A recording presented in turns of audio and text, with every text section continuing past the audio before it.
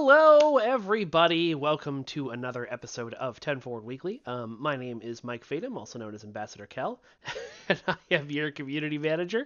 And I specifically pointed the camera down so you all could see the cats today. And the first thing they did was try to kill each other. Good job, cats.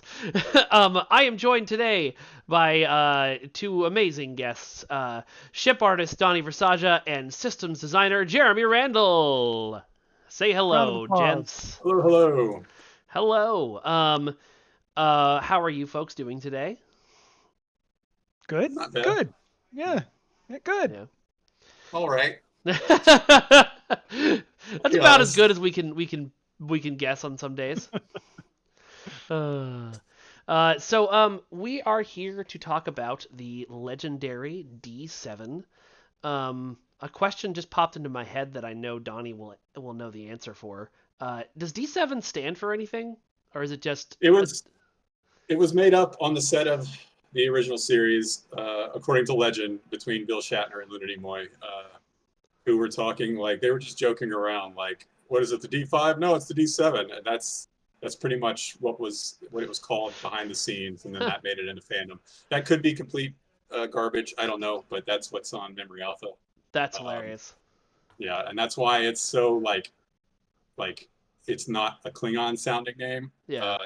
Not like Katinga, which was Is there not a letter in the Klingon alphabet that's kind of shaped like a 7 and maybe There might be. not really. It But could be. it was just a backstage joke that eventually made it to Head canon and then actual canon.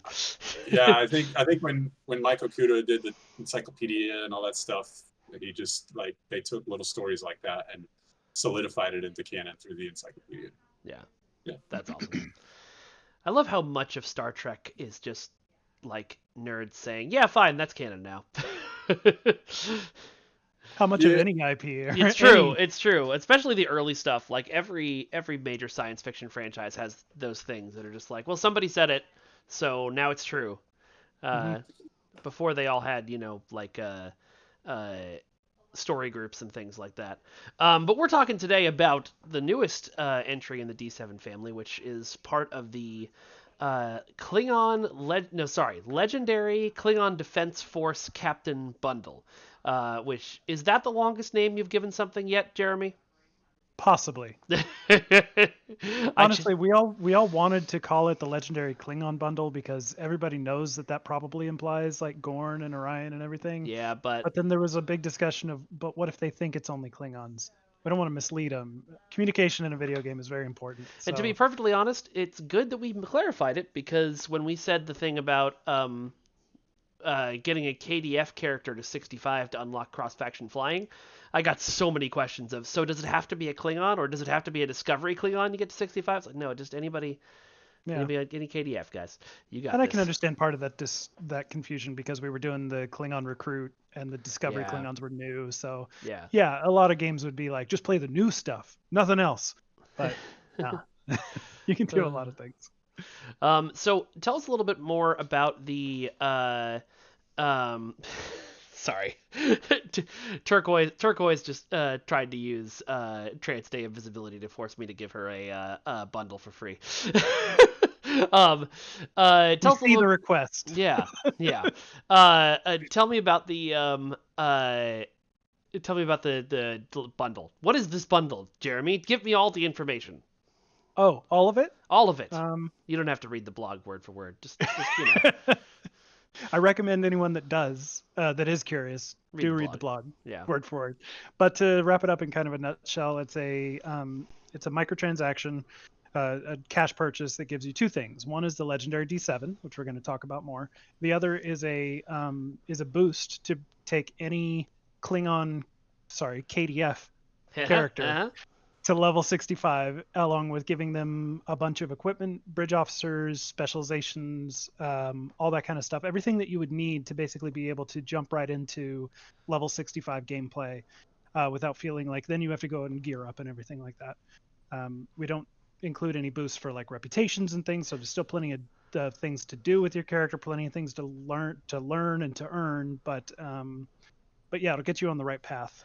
Yeah, so these boosts are different than what we did with the Jem'Hadar, whereas the Jem'Hadar start with a bunch of stuff filled out already to sort of help you start at that level. This is more, hey, push this character up there so that you don't have to go through the leveling experience, but you can then do what you want.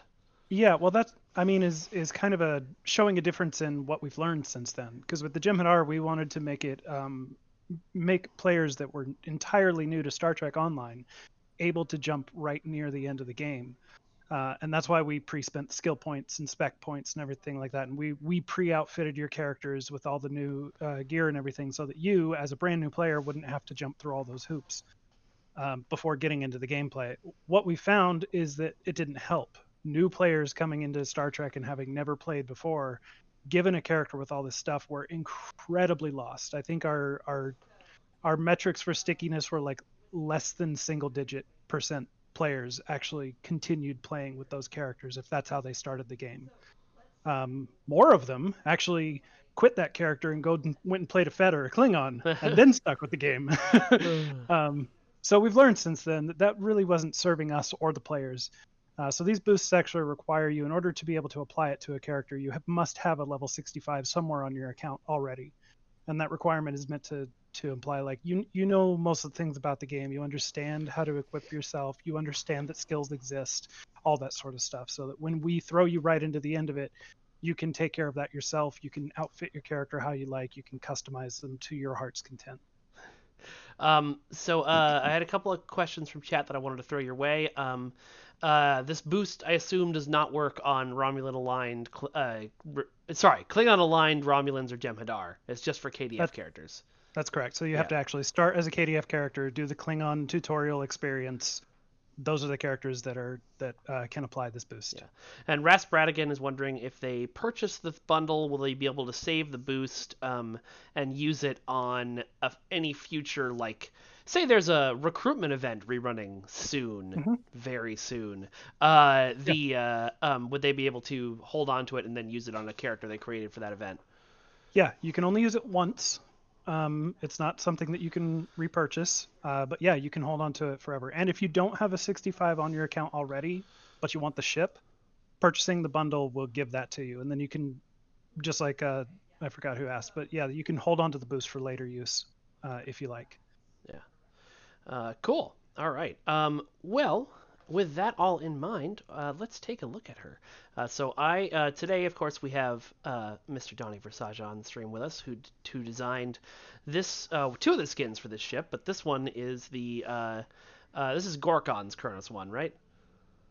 Yeah, this is Chancellor Gorkon's Kronos 1 from Star Trek 6 Undiscovered Victory.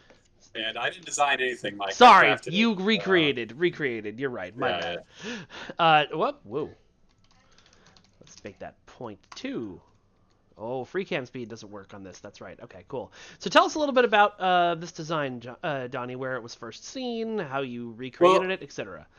When the when Star Trek the Motion Picture went into production, they wanted to upgrade the existing D7 model from the TOS show. Not the same model, but for Phase 2, which was the canceled show between TOS and the first movie, they had just made pretty much a facsimile of the D7.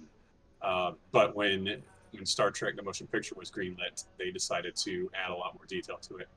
And Andy Probert, who did a lot of who designed the Motion Picture Enterprise, did a pass on it and added a lot of greeble detail to it. And then the model makers just like added a bunch of greebles and panels and little details that were, when before it was otherwise just a smooth ship like it was in the original series.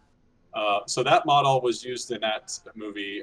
It looks kind of grayish green in the movie and maybe some blue at times, but recently, like the last couple of years, they released like up close images of that model, the original Continuum model, and it was very green and brown, to my surprise. So that's what we used for reference for the Continuum model. And Thomas and I had talked a long time about updating our Katinga model, and I wanted to do it very badly. I always wanted to model a Katinga, and I just finished modeling remodeling our D7 models, so it made sense for me to just continue that work. And this was right around the time Lockout started, and I think that was the first task I had, was remastering our Katinga model.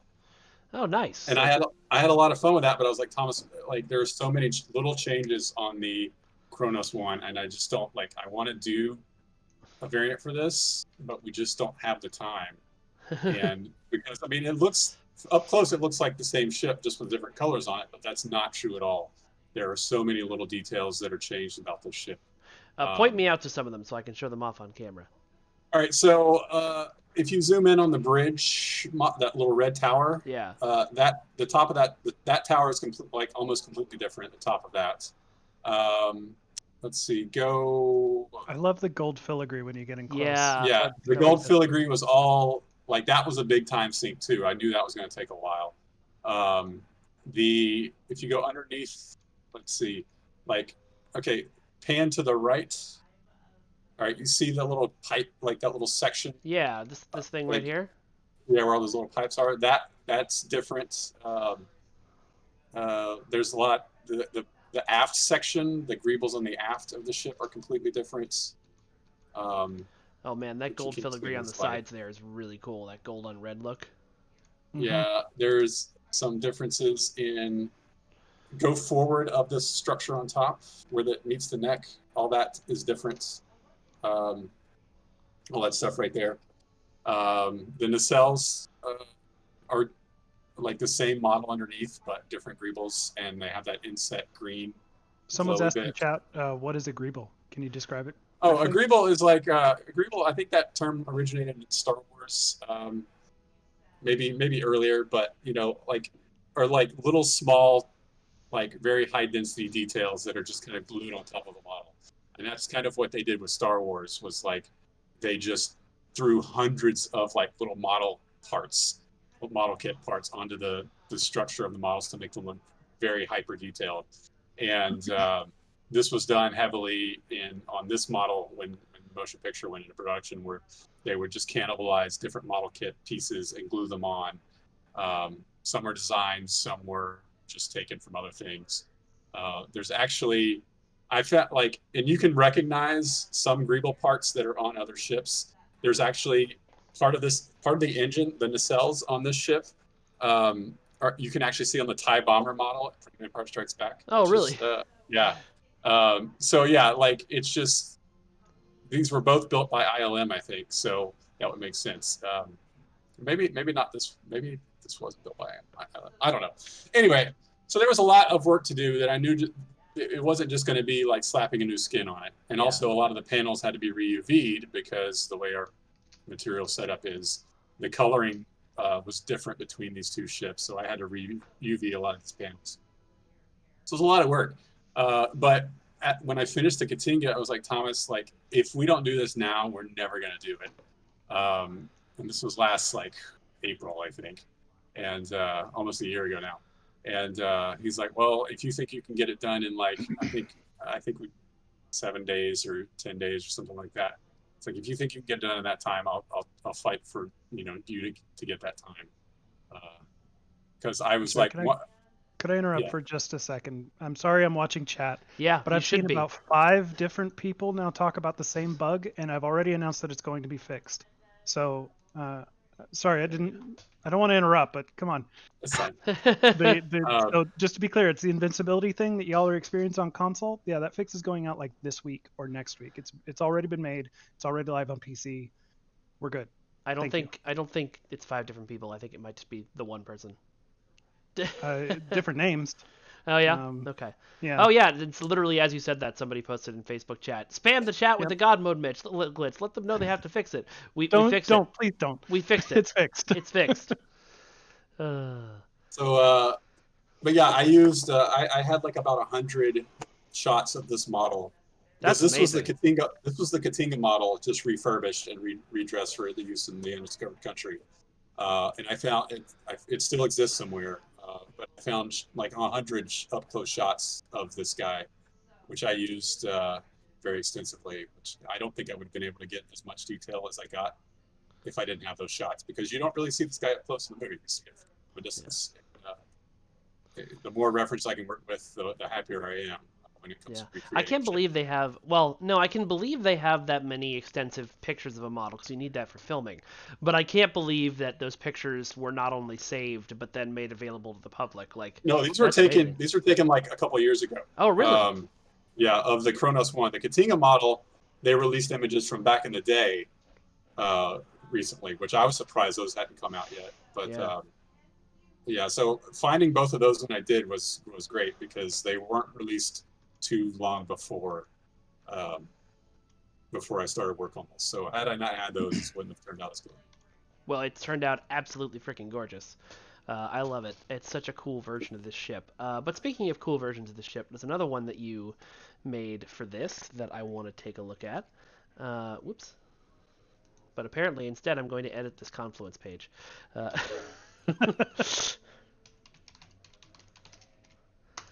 And this was sort of the surprise ship added to this, which I so Donnie said before, like, if we don't do it here, we might never do it. That was also, I think, word for word what Thomas also said about this skin. Yeah. So for those of you who don't know, immediately on site, this is, of course, the Romulan D7, which came about, as I understand it, because somebody on TOS was like, hey, we need a new alien ship. We'll just slap a decal on the other model. Well, I don't know which way it worked no, out. That's not the way it worked out, but I know the history.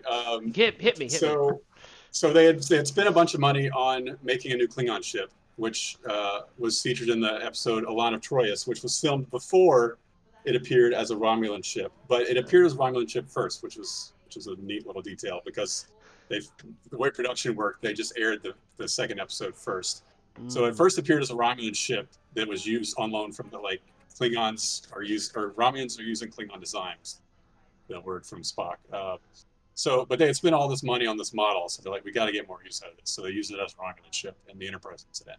It did not have the decal on it in that episode.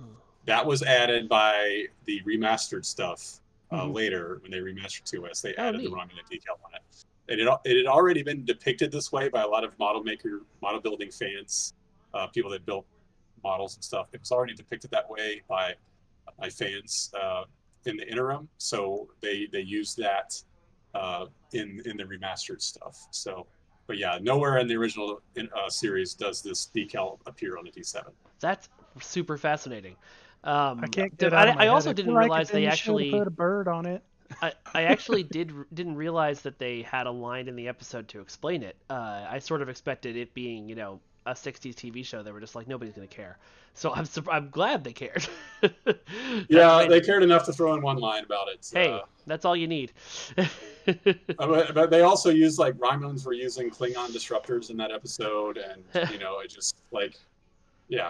just it made sense back then to borrow stuff that they had spent money on. Yeah. But yeah, neat little detail. And also, I'm going to put to bed this little thing. The D7s did not have a cloaking device. Klingons did not use cloaking devices until Star Trek III: The Search for Spock. Which was the bird of prey cloaking, right? Which is the bird of prey, that in the script, that ship was a Romulan bird of prey stolen by the Klingons. And so the D7 we see in the Enterprise incident was using a cloaking device because it was a Romulan D7. And it was only until later when Enterprise came out that they let Klingons have cloaking devices back then. So it kind of messed up canon that had already been said before. Yeah. But anyway, I digress. It is a digression. So this guy, I assume, is and tell me that I'm wrong, please. But I assume is mostly just the same skin from the original TOS D7, but you added the bird to the material. Yeah, that's it. Okay. Well, there we go. It's a decal. It's a decal of a bird that we already had in our game. Somebody had made it. I don't know, probably Ian Richards, maybe. And I don't know have we had a Romulan D7 before? No, but I remember back when we were making Legacy of Romulus, like, I remember seeing artwork of birds being slapped on various ships. So it might have just been kind of an in-joke. Yeah, this already existed. Well, this already existed. I added some dirt and grime to the decal to make it a little more.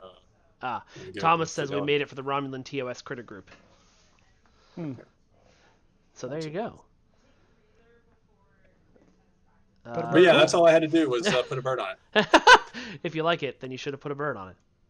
Mm-hmm. That's really cool. I love what's almost kind of a mistake. Again, I talk about this all the time with Star Trek, but things that are almost kind of a mistake or like a continuity error just get turned into, nope, this is how it all works, and now it's a new variant for our game. That is fun. Yeah. All right, well, let's take her and put her through her paces.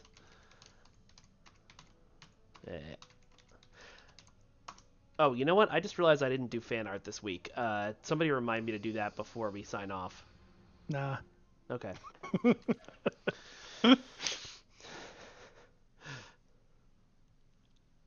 As Cylinder says, that's how you separate warbirds from humdrum spaceships. You paint birds on it.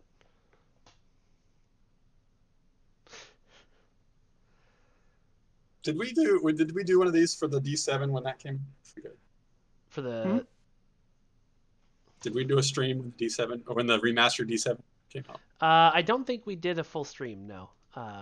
Because that was just announced as part of the Year of Klingon thing. Also, I think my game might have crashed. I think we did, right? Because I remember talking about the Trials and Tribulations version. Oh, okay. So maybe we did. It was so long ago, Donnie. It was like a year ago. Yeah. All right. So, first of all, I'm going to turn on God mode because I built this ship, not Jet or Jeremy. But I will show you guys quickly what I did, and I'll show you off the new trait. Which is, shall we not revenge? Let me know if that's blocked by either of your faces. Looks good. No. Okay, sweet. Jeremy, tell us a little bit about this new account unlocked starship trait.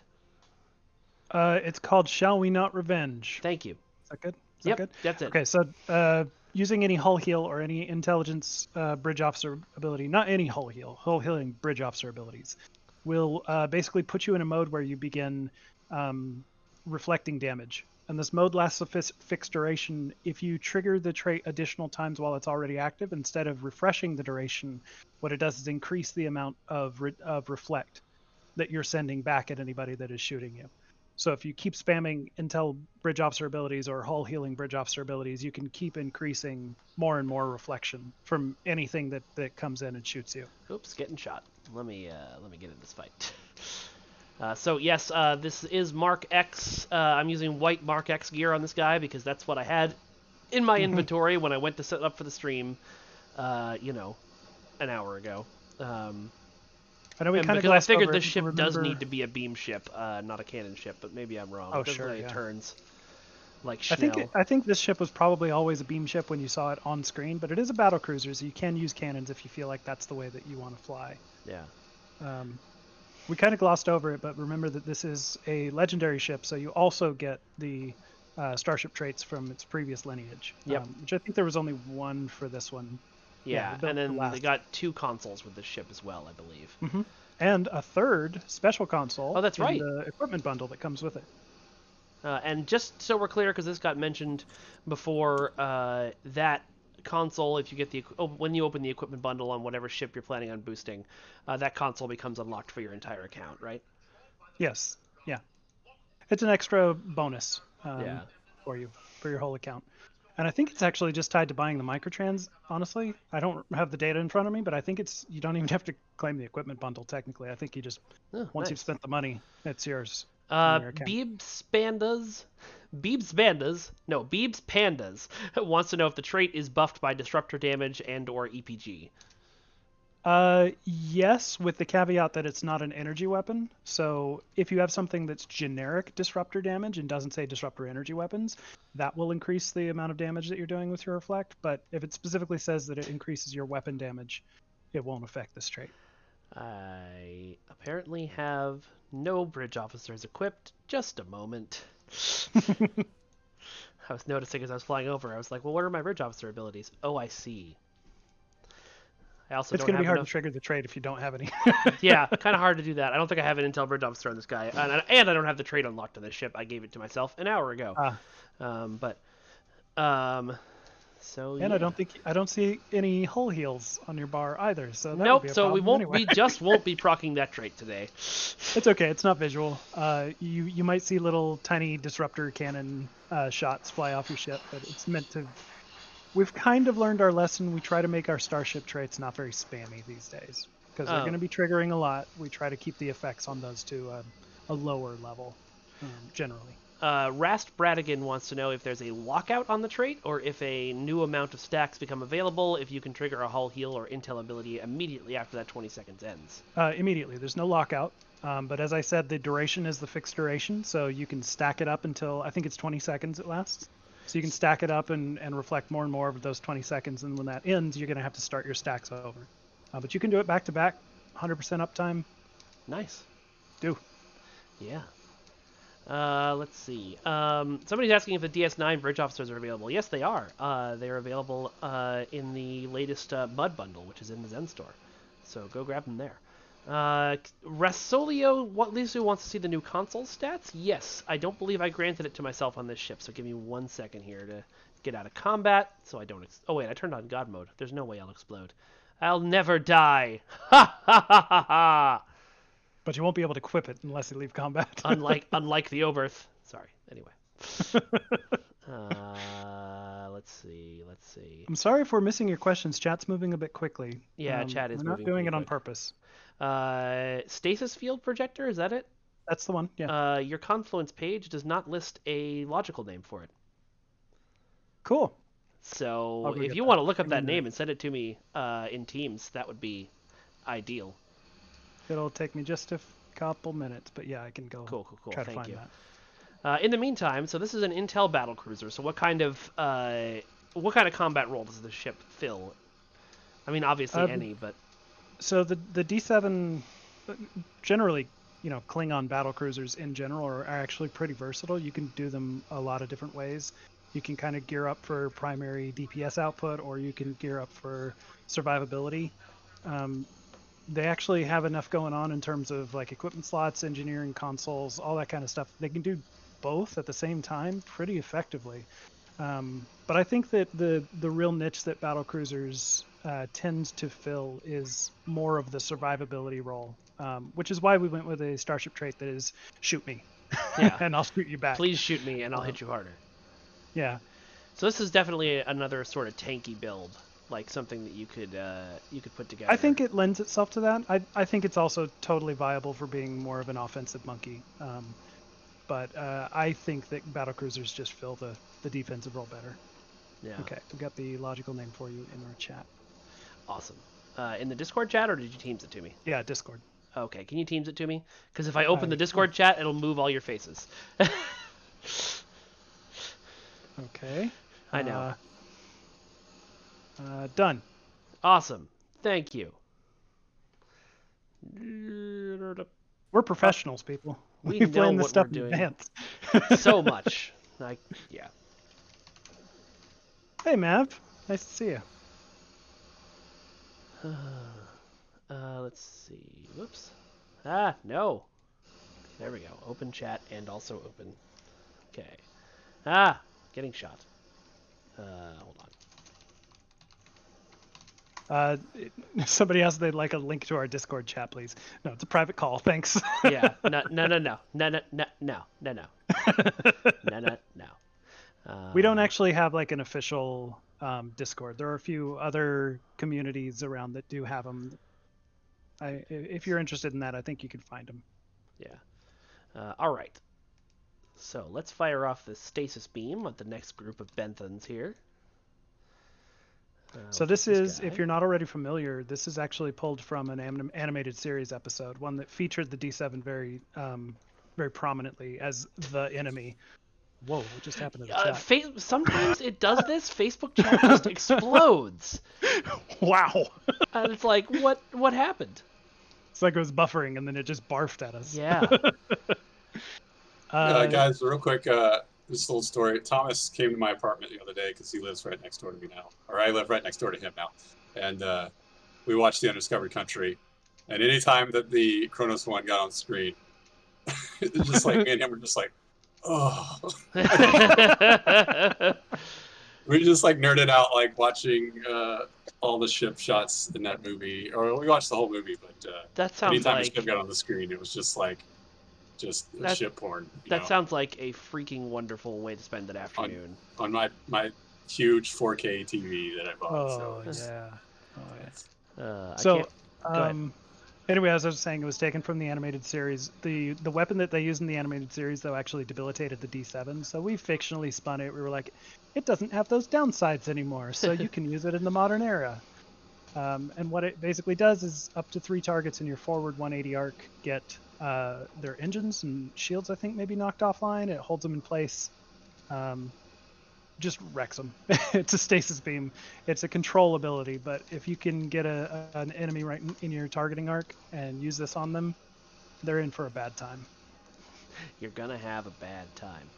Yeah. Several people have asked in chat. I don't know if there's anything in fiction to back this up. Why don't have a D7 carrier in game? It's a D7's really small. Yeah. It's just.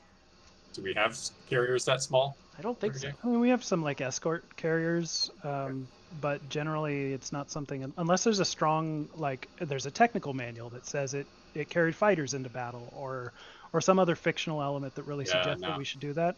We don't tend to put hangars on smaller ships. Yeah, although Thomas points out correctly that the Discovery D7 is a carrier. Yeah, but it is also a larger ship. Yeah, and somebody asked in chat why this ship doesn't have the Kelvin D7 or Discovery D7 skins. It's actually because they're larger ships. We can't just drop it in to customize with the ship because they're different geometry. Yeah, when we talk about making a legendary ship, we make sure that the lineage is defined by the ships that share its skeleton. So the Kelvin and the TOS or TOS? No. Yeah. Yes. There's 2 D7s that don't fit on the skeleton because they're larger. I think it's Kelvin and Discovery. Yeah, that's right. But also they're also completely different designs. I think one of them is a destroyer. It's not even a battle cruiser. So the lineage is very separate. And I would like to point out that there's a precedent here that the Connies do the same. Ooh, there's the Stasis Beam. Yep. Fired it off. Yeah, the D7 Katinga Kronos 1 is about the same size as the TOS Connie. It's a pretty small ship compared to the mammoth ships that came out later. Right. Yeah, and there was a lot of. I mean, we had to figure out a scale that was good to honor both because I think the Katinga is slightly larger than the TOS D7. And we had to come up with a compromise because we wanted these to share the same skeleton. So work was done to make sure that at least that works, but we couldn't compromise the scale for the Discovery D7. Yeah. Some people in chat have asked. I've mentioned the issue on console where people are getting stuck in cloak.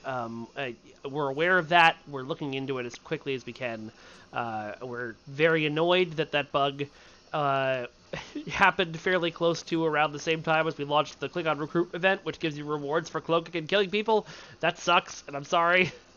But we're working on it. Just to give you a little peek behind the curtain with that, the abilities that you use and the buttons that you press on console and PC are exactly the same.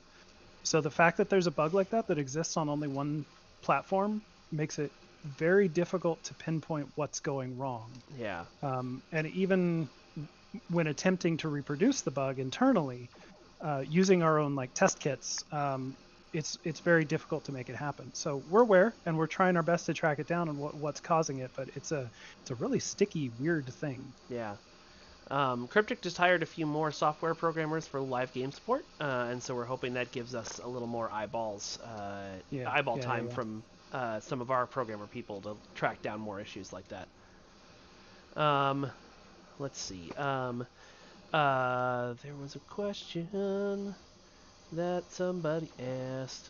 I was just gonna say this is a zippier ship than I expected. It's got a higher turn rate and a higher seeming speed than I was expecting from a D7.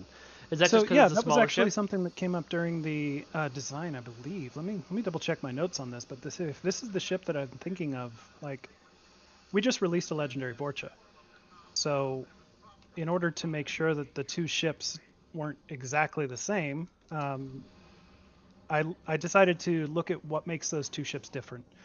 And again, I want to double check my notes to make sure I'm not just talking out my butt here, but I believe this was the ship where I decided, well, the D7's always been slightly faster, so let's lean into that. Let's make it even more faster. Yes. So lean more into the slight speed and maneuverability edge that the D7 has over the Vorcha to differentiate the two designs. So yes, it's a little faster than you might expect for a battle cruiser, partially motivated by making sure that it's a different ship from the Vorcha. Got it. Michael McCastler, no. We're not going to sell the ability to refine more to lithium in the Zen store because that would break the economy, and we don't want that. There is also a passive on the console, just in case people are curious about it. Oh, yeah, I should show that off. Sorry, I forgot. A couple people have said they're getting stuck in Cloak on PC as well, so that might help look into what the issue is. Although, because it's not happening all the time, although let me see if I can trigger it right now. Although it's not happening all the time, that makes it hard to track it down without, hey, I was doing this in this map with this power set on this ship. And yeah, we even discovered recently that if you have a character that is currently stuck in that state and we pull a copy of the container and put it on another machine to try to debug it, the bug clears itself. Yep, and you're not stuck during that process, so we can't actually just like take a copy and I know and look at it. It's the worst.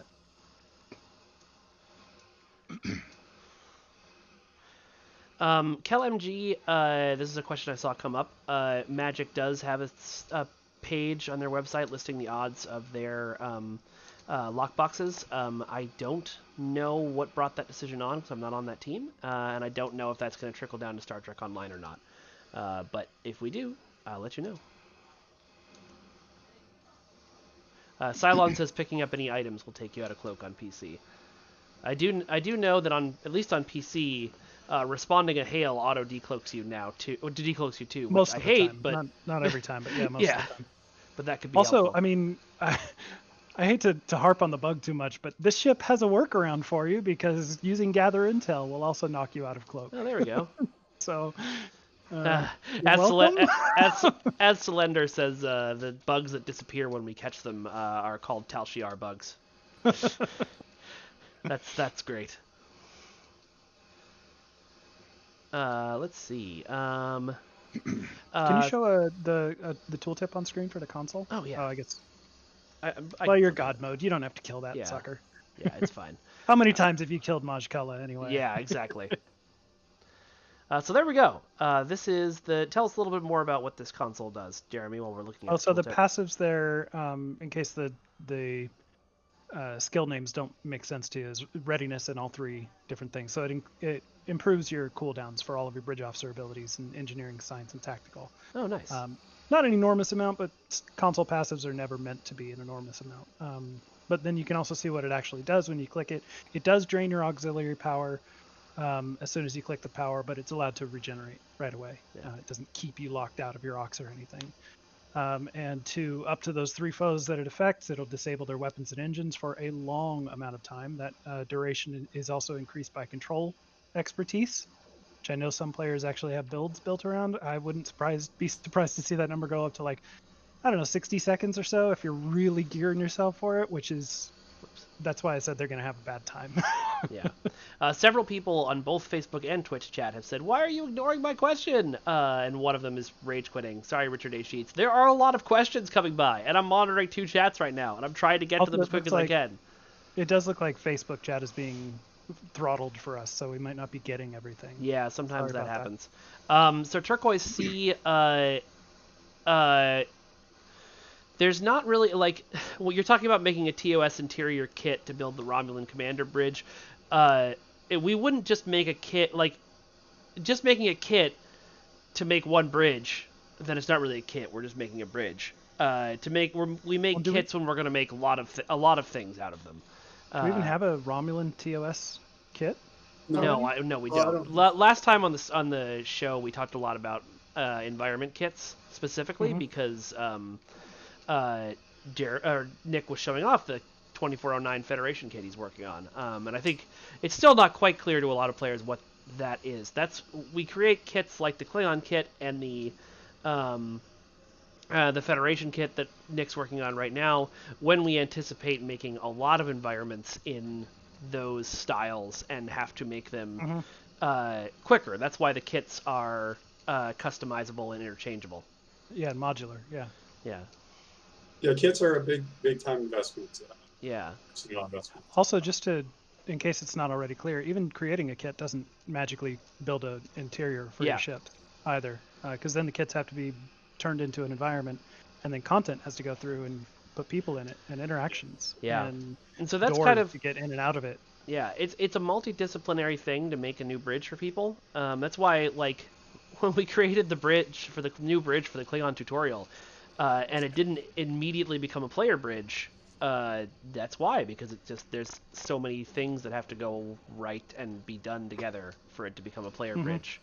I actually, in my foolishness, attempted to do it myself. You did it! Yay! I said, well, I didn't say how hard can it be. I knew exactly how hard it was going to be, but I said, what if I just take this map and copy it into a new map, and then copy all the stuff from another bridge onto the scratch layer and do it over here? No, it doesn't work. You can't. No, it's a lot of work. You can't do it that way. People need to go. Well, I'm just going to plug the Galaxy interior that we built. That was an example of us building a kit for an episode, and then we said, well, let's make this available for players for an interior, and let's sell it. And and we put a lot of time in that, weeks and weeks and weeks, and 3 people on the team were dedicated to working on that. I worked on it a lot. I'm very proud of the work we did for that. We had to make some adjustments for scale and stuff like that. And then I don't know if and I don't did it. Can I talk about how well it did? Or not? I don't think in general, but in general, yeah, not a lot of people brought the bridge. Right. So if players want more of that stuff, they please go buy that bridge to show your support for ship interiors. I mean, we're game developers, and we're in this business because we like to make games, and we want to make them as fun and interesting as possible. But at the end of the day, we also do have to make enough money for our company that they can continue to employ us. Right. And so if a bunch of people are working on a project for 3 months and then it doesn't do as well as a starship and an episode, we're going to refocus on a starship and an episode. I think one of the things I've talked about on this stream before and on the forums, and a lot of people get angry at me for saying, but the people we see who communicate with us on a daily basis are lovely and wonderful, and we love listening to them, but they are but a drop in the ocean compared to the vast sea of people who play our game. And so even though there's a million people on this stream every week saying, please give us more bridges, please give us more bridges, the data doesn't show that people buy those bridges. Same thing with, we had this come up earlier in the year with, well, why were there Federation ships in the Klingon Legendary Bundle? It's because traditionally Klingon bundles on their own just don't sell that well. Even though there's a lot of people saying they would spend money, telling me they would spend money, it just doesn't work out that way. Yeah. And I know that we've said it on the stream before, but that was part of the motivation for us finally releasing cross-faction flying. Yeah. This is what we're hoping is going to allow people like Donnie to make more of those cool Klingon ships without having to worry about whether or not they're going to have enough audience or make enough revenue. Yeah, because by now opening it all up to all players, right, instead of just a small subsection. Yeah. So fingers crossed. This is working out pretty well so far, but we need to make sure that it's going to work out for the long haul, because we all want Star Trek Online to be around for another 11 years. Yeah. Online, there's an economic factor that it is in every decision we make. Yeah, pretty much. Pretty much. That's just the reality of game development. Yep. Across every game, it's a very making decisions based on economics. That's a reality we all have to live with. Yep. Rasalisu wants to know, Jeremy, you might know the answer to this question. Can the D7 use a Romulan bridge? Specifically, he's asking about the 25th century Romulan bridge. But if you had it on a Romulan character and you have that bridge, do you know if you can use it? You can't. I'm trying to think if there's a specific reason why you couldn't. He's referring specifically to the legendary D7. I think we could probably enable Romulan bridges. I'm sorry, I don't want to make a promise here, but I'm going to look into it after the stream and see if we can add Romulan bridges to the new legendary D7 to Yeah. to play into the fiction of the new material. Yeah. Honestly, I would love we to. probably won't go back and add that to the older D7s though, Yeah. because those are Klingon ships. I honestly would love to see a world where you could use any bridge on any ship, but there's a lot of problems with that because bridges are individual maps; they're not tied to your ship, and so like if we let a Klingon player use a Federation bridge, they would teleport onto their bridge, and then immediately all the NPCs would try to kill them and their bridge crew, just because of the way our game was designed 11 years ago. So there's we did go through and try to fix that. I'm pretty sure we actually did fix it because when a Fed buys a Klingon ship now with cross faction flying, yeah, good point. they can go to the Klingon bridges. Yeah. The main problem there is just the way that the bridges are hooked up, and there's no way for us to properly restrict those. So if we allowed a Fed ship to be used on a bird of prey, for example, like a Burrell, then a Klingon straight out of the tutorial that's using that ship could use a Fed bridge. Yeah. There's just no option for us to say, but only a Fed can use this on their ship. It's just not a data structure that we currently have. And if we wanted to go through and add that, we would have to go through and touch every single ship in the game to tell it how to restrict those. And if we wanted to just unrestrict it entirely and just say, fine, a Klingon character coming right out of the tutorial can fly a Fed bridge, we would have to clear something like that with CBS. And not to mention, there are folks on this team. Everyone on this team really is very protective of Star Trek as an IP and doesn't really want to ruin the immersion by doing things that you wouldn't really see, like a Burrell with a Federation bridge. Yeah, that's weird, isn't it? Yeah. So yeah. I'm seeing. Oh, here we go. Okay. Orangitis wants to know, does the Starship trait trigger off of bridge officer abilities, which are merely enhanced to have a hull healing feature, like via DOFs or traits? So, like if you're, go ahead. Yeah, no, I get what they're asking. The bridge officer power on its own needs to be flagged in such a way as to tell the rest of the system that, hey, I'm a heal, or hey, I'm an intel power. Okay. That's how the system knows whether or not to attach itself. So if it's something that if you have, for example, a science team, which is not a hull heal normally, but you have some sort of ability that adds a hull heal to it, the system doesn't know that because science team itself is just flagged as a shield heal. It doesn't have any flags that say, and I also heal your hull when you have blah, blah, blah. Those hookups don't exist. Yeah. Okay. Pathing says, can we get a 10 forward weekly where a Bordicus just talks all the math and tabulations and all that? Yes, we've done some of those in the past, but we have to be careful because there's some math we cannot reveal under the hood for various reasons. So, I'll let you There's know. also, quite frankly, some things I just don't know. Yeah. I was asked recently. I'm okay admitting this on the stream. I was asked recently, how do you calculate your impulse speed? And I had to start looking into it because I knew that there were a number of factors. There ends up being like 13 different variables that can control exactly what your impulse speed and your turn rate can be on any starship. And then those are further modified by things like traits and temporary boosts that you can get. And those temporary boosts work differently depending on how many of those 13 variables you're using and what their various levels are set at. I don't want to tell anybody about that mess. I don't want to go into it. We'd be here for hours. Which maybe you want that, but we'll think about it. I can tell you, I looked into it enough to know that they work. Yeah. There was somebody asking when as asked several times patiently, when the new Janeway class ships will be available on Xbox. We haven't announced a date yet, but mid next month is what you can expect. There was another one that I wanted to ask.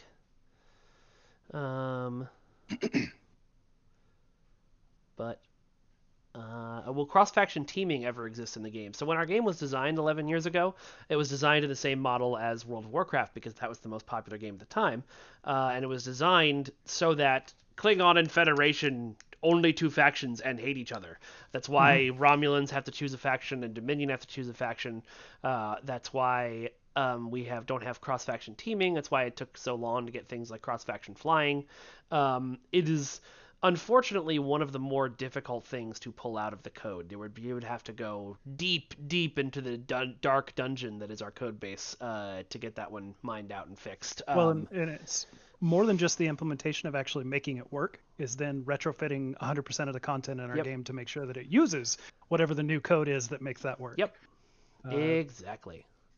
Let's see. A bunch of people have asked. I do not have information on why this bundle is on the schedule now as opposed to during the Klingon recruitment event. My guess is an economics decision based on the Klingon Legendary bundle that we were selling right after and during the recruitment event. So there you go. Okay, cool. Well, folks, thank you so much for joining us on the stream. Oh, I didn't do fan art. I remembered. Hooray! Hey, Mike, we should do fan art. Thanks. Let me just put that down there. Okay, so we've got a couple things to go through, and then I'll find somebody to raid. This is Edric V. sent us this shot of. He said it's not quite a D7 or Katinga, which I'm not sure what he's kitbashed together here, but it's a pretty good Kronos 1 approximation, I think, at least color-wise. Mark Hawkman, if you're in chat, you're going to have to explain this one to me. But he sent me this image from Dark Mom Consortium stream with the caption something along the lines of, Lita thinks she has the big bad space station. I can see a bunch of crystals or possibly a Baul ship up in the sky. Yeah, it's the Baul ship. So maybe that's what he was referring to as their Baul bigger, Sentry is badder kind of a space station unto itself. That's true. All right. Duke Privet sent us... what ship is this? Because it's real pretty. I want to know. It's the Negvar. The Negvar? Right? Okay. Might be the Moog. No, it's probably Negvar, yeah. Yeah. I should just trust Donnie's opinion on these. I mean, it's based on the Negvar, right? I think. Yeah. It's a little blurry, but yeah. I think I just did that. Or I didn't take them. Two-pathing, yes, I do accept GIFs and videos, although if the video is too long, I probably won't use it. All right, Drive Privet. Duke Privet also sent us this shot. He captioned all of his shots as the prettiest ships in STO, which is, he's probably right. Sean Wurgis sent us some 4K shots. I love this one of, that's the Enterprise A and the Excelsior, showing us their butts as they fly off into space. Space butts. Space butts! Yeah, that's a big ship. And then this is what? I'm not sure what this is, actually. That's one of the Katinga variants. Okay. I think. Yeah. I think so, yeah. The Katinga refit? Yeah. Maybe? Yeah. And so thank you very much for that. The person who sent us an entire comic, one image at a time this week, I really appreciate it, but it was like 27 images, and they don't have time for that. So as people are wrapping up, I'm just going to see if there's anybody to raid on Twitch. But if you have any further questions, fire them off, and I might answer a few more before we go away. Let's see. Star Trek Online. Who have we got streaming right now? Of course, Nord is streaming, and Low Life Cat. I have thrown them that a few times. Oh, this one. Photo mode for console. That's actually something that I've been meaning to ask one of our engineers about. So thank you for the reminder. I'll check into that. I have no idea how hard that would be. It's a software thing. It's not something that I could help build. But I'll ask. All right, we'll try out this person.